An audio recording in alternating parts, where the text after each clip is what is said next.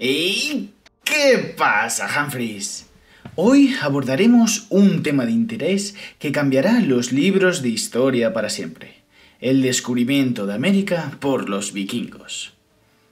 Todos sabemos que los padres de la navegación fueron los vikingos, que con sus clásicos drácar eran temidos en toda costa europea. Aunque aquí tenemos que decir que ya no nos podemos limitar al continente europeo, puesto que, aunque era un secreto a voces en el pasado, por fin se ha confirmado que los vikingos fueron los primeros en descubrir el continente americano. De hecho, lo podemos encontrar en un fragmento de la literatura clásica escandinava, la saga de los groenlandeses. 2 días después, avistaron otra tierra. Decidieron invernar allí, y para ello construyeron varias casas grandes. Los salmones no faltaban ni en el río ni en el lago. Eran los salmones más grandes que habían visto nunca. No heló durante el invierno, y la hierba apenas se marchitó. En aquel país, la duración del día y de la noche variaba menos que en Groenlandia o en Islandia. Allí la noche no era nunca 3 veces más larga que el día. Esta historia nos cuenta las hazañas de los vikingos groenlandeses, y en este caso concreto, el descubrimiento de América por Leif Erikson, el hijo del famoso Erik el Rojo, y el protagonista de la serie Vikingos Valhalla. Leif descubrió que era relativamente fácil saltar desde Groenlandia a las islas del norte de Canadá, y a través de ellas ir bajando en latitud hasta zonas con mejores climas, llegándose a instalar en la isla de Terranova, mucho más al sur que Islandia. ¿Y dónde está la ciencia?, os estaréis preguntando. Pues en la estima de su edad a través de la famosa prueba del carbono 14. Dicho carbono 14 es una forma inestable de carbono que se encuentra en la atmósfera, mientras que la forma estable es el carbono 12. El átomo de carbono 12, como es estable, vive para siempre. Sin embargo, el isótopo del carbono 14 comienza a desintegrarse transformándose en nitrógeno a un determinado ritmo. En unos 5.730 años se transforma la mitad de la cantidad.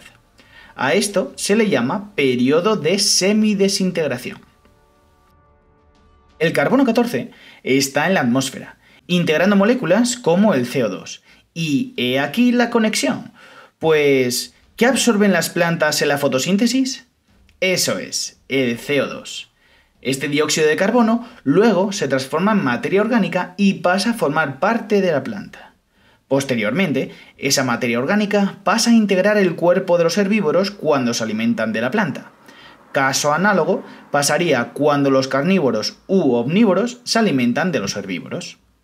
La gracia de este asunto es que cuando un individuo muere, deja de incorporar ese carbono inestable, y por tanto, todo ese carbono 14 comienza a desintegrarse al citado ritmo.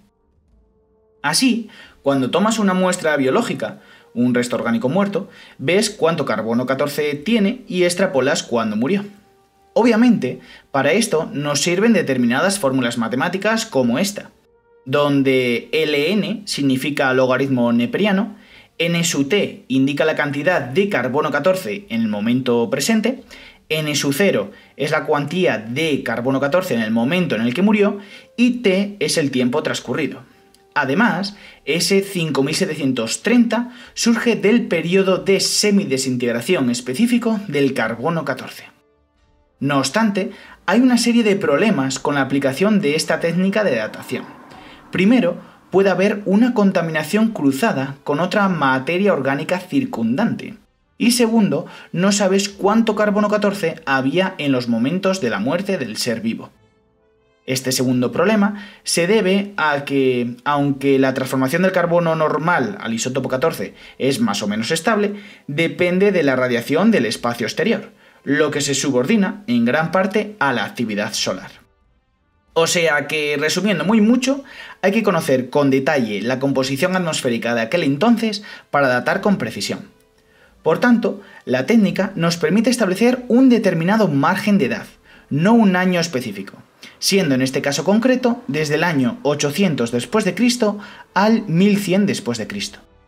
Sin embargo, La datación del yacimiento vikingo es exacto, porque se conoce muy bien la composición de la atmósfera de aquel entonces.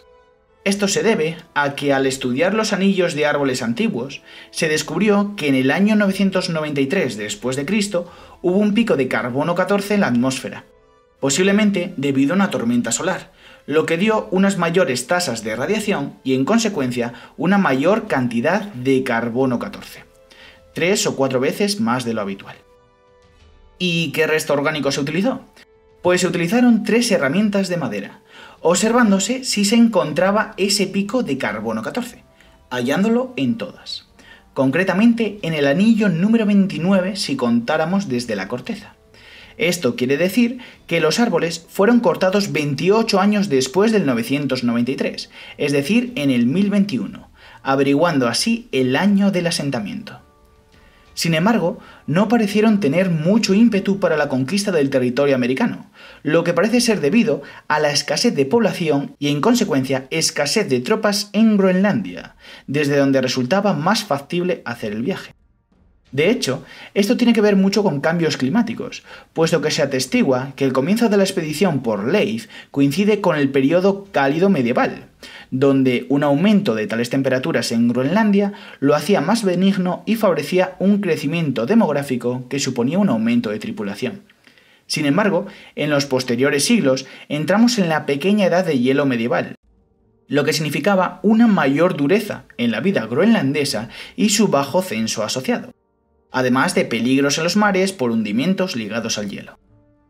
Y hasta aquí el vídeo de hoy, Humphreys. Ya sabéis que lo único que pedimos a cambio es que cuidéis de la naturaleza, estudiéis mucho y seáis buenos. ¡Hasta la próxima!